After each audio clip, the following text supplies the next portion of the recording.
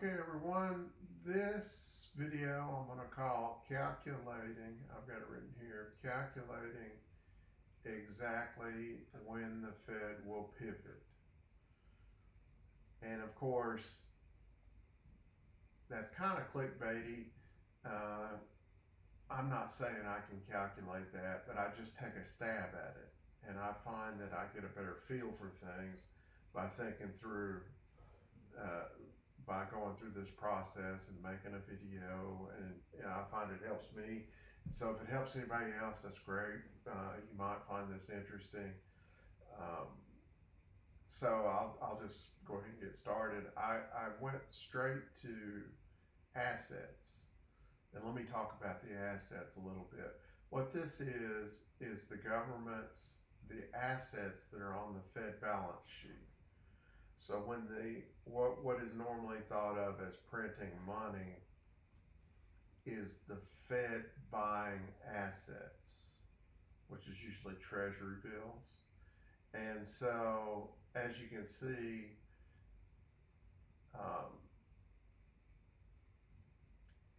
they buy a lot of assets, and this was back in 2008. And then when they raise the interest rates, which is that's not shown on this, the asset prices crash, and that's what they call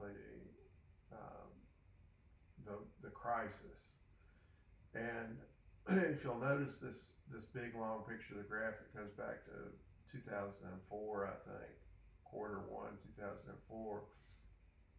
You'll see the only time it started dipping below this zero line was in Q1 of 2018. And so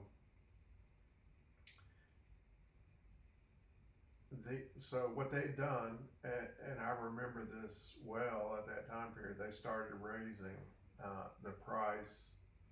the interest rates, and the housing prices all went down. And because I remember, because I sold a house and I didn't get a really good price for it. It's way up compared to that. But that was right when they were raising interest rates.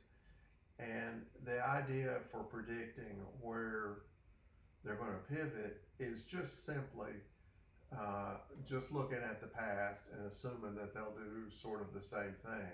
In other words, they'll pivot when they hit this level of down here.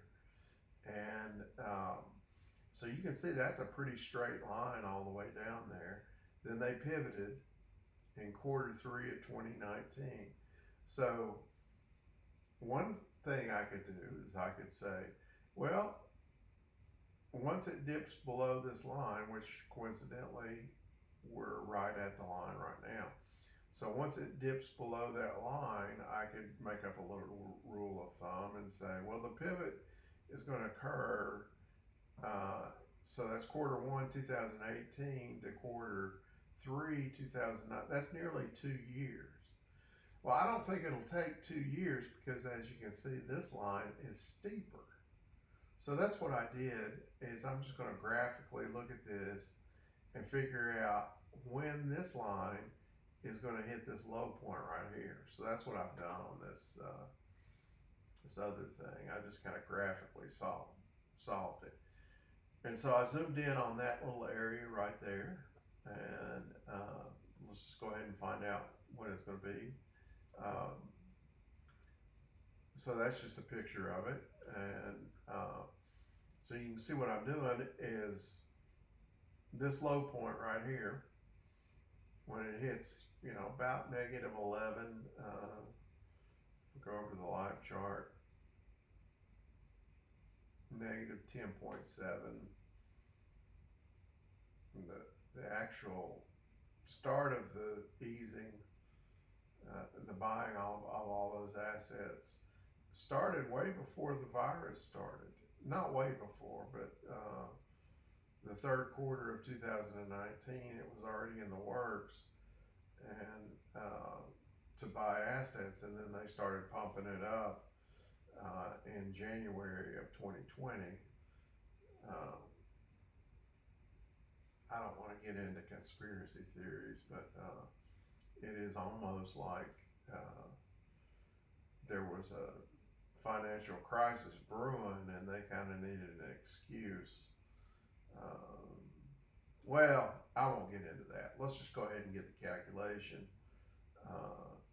and you'll see that very shortly here. Okay, so what I did was I just marked off the quarters, and I said this line, the pivot's going to occur. You know, if I base this on the recent past history, it's going to occur. That's when they're going to start getting uncomfortable, and that's when it's going to occur right there. And I've got that listed right here. This, of course, is Q1 2022. Here's today's date is basically Q4. We're in December of 2022. And then Q2, this would be at the end of Q2. So really, start of Q3, which would be, a quarter is 3 months. So January, February, March, April, May, June starts Q3, halfway through the year. So I would say about June or July, sometime in the summer, it'd be the best, probably the most reasonable way to put it, because this is not very accurate. And again, it's just a projection based on what they did in the past. So I would say summer of 2023 is when the pivot will start to occur, based on the past. And that's all I've got. Thanks for watching. Good luck, whatever it is you're doing.